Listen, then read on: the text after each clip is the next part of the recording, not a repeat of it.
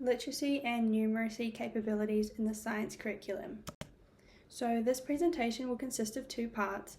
First, I will provide an overview of the general capabilities, tracing their development from international frameworks to national policy, and showing how these shaped the Australian curriculum and its progressions, as well as ways teachers are supported to embed these.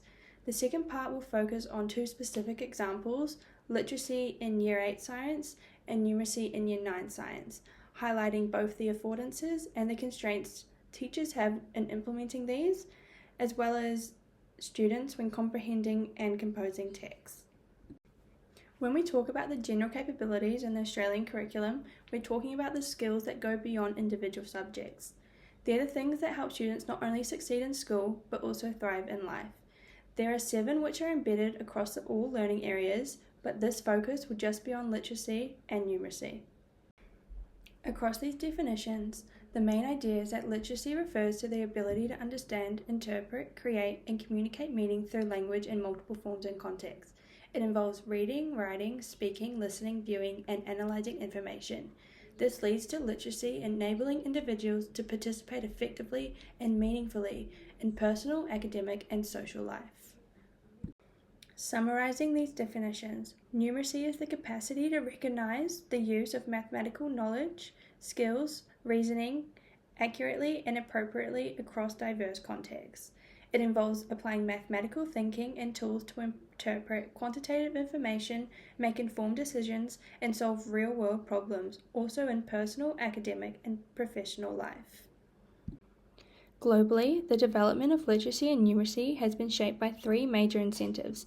First, United Nations Educational, Scientific, and Cultural Organizations Education for All incentive push for universal access to basic education, identifying literacy and numeracy as essential foundations for learning and participation. Then, PISA's assessments shifted the focus from acquiring skills to how well students can apply literacy and numeracy in real-world situations. Then, in 2015, the United Nations introduced Sustainable Development Goal 4, which emphasizes inclusive, equitable, and high-quality education for all by 2030. Together, these global efforts redefine literacy and numeracy as critical, lifelong capabilities needed across all contexts beyond the walls of the classroom. In Australia, this global emphasis filtered through national policy, from the Adelaide Declaration in 1999 to the Melbourne Declaration in 2008, and most recently, the Alice Springs Declaration in 2019. Each has reinforced the importance of literacy and numeracy as general capabilities embedded across the curriculum. The Adelaide Declaration was Australia's first unified statement of national goals for schooling. It emphasised both equity and excellence and identified literacy and numeracy as essential foundational skills for all students. This declaration established a shared national vision in which every learner should have access to high-quality education and the capabilities needed for successful lifelong learning. The Melbourne Declaration built on the foundation of the Adelaide Declaration and articulated 2 national goals: promote equity and excellence, and develop successful learners, confident and creative individuals, and active, informed citizens. This declaration formally introduced the concept of general capabilities as essential cross-disciplinary skills that are embedded across all learning areas. It also paved the way for the creation of the Australian curriculum, positioning literacy and numeracy as central capabilities necessary for all student learning and participation. The Alice Springs Declaration reaffirmed Australia's national educational goals while updating them to reflect the needs of the rapidly changing world. It placed emphasis on inclusion, diversity, and closing the equity gap, particularly for First Nation students. The Declaration reinforced the central importance for literacy and numeracy for civic participation, employability, and lifelong learning. It also highlighted the critical role teachers play in making sure these capabilities are explicit, accessible, and meaningful across all learning areas. Together, these declarations shape the Australian curriculum we use today, embedding a set of general capabilities across all learning areas. Within each capability are the progressions which guide teachers in monitoring, supporting, and extending students' literacy and numeracy development over time. These learning progressions map out the typical development pathway students follow as they build up their literacy and numeracy skills. Instead of being tied to specific year levels, The progressions form a continuum that shows the gradual steps learners take. A range of national and state-based supports helps teachers with embedding such literacy and numeracy across the learning areas. The Queensland Curriculum and Assessment Authority supports by making the capability demands for each subject explicit and support consistent practice. The Queensland College for Teachers ensures that all teachers are responsible for supporting students' literacy and numeracy development through explicit, informed teaching strategies. In addition, there are a wide range of subject-specific professional associations offering curriculum-aligned support and professional developments. In science, literacy and numeracy are fundamental to engage with the discipline. Some ways literacy is embedded is through reading scientific texts, diagrams, tables, writing lab reports, as well as speaking and listening activities such as group discussions.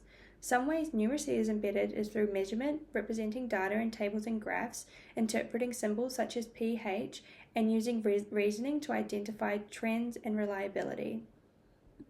By the end of Year 8, students are expected to explain the role of specialized cell structures and analyze how structure relates to function. They achieve this through the AC9S02 content descriptor. Here, students must progress to Level 9 of reading and viewing.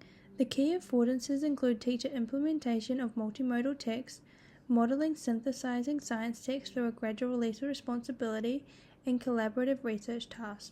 However, constraints regarding students' comprehension and composing text may include students' varying level of literacy, struggle with subject-specific vocabulary, and particularly for ELD learners as they find scientific sentence structures challenging.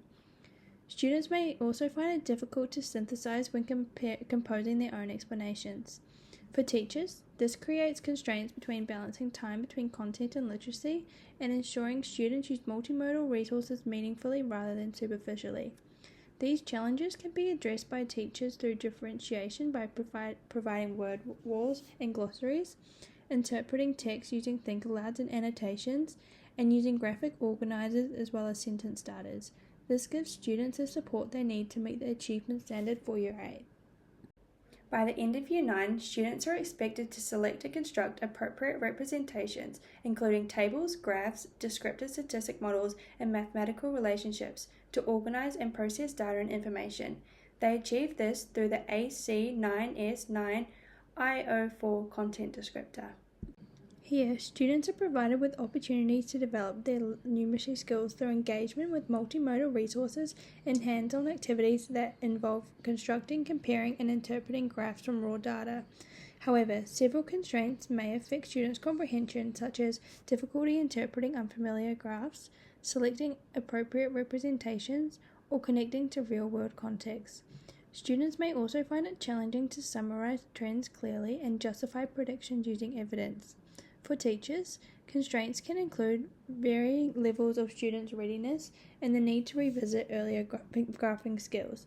However, these challenges can be addressed through explicit modeling using Think Aloud, as well as step-by-step demonstrations from gathering raw data to creating graphs and making predictions using class-generated measurements, such as student heights, as well as using digital tools that allow students to manipulate datasets and observe patterns.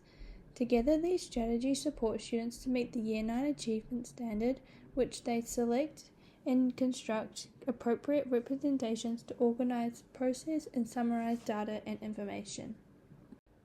To conclude, literacy and numeracy are not separate from science, they are embedded within it.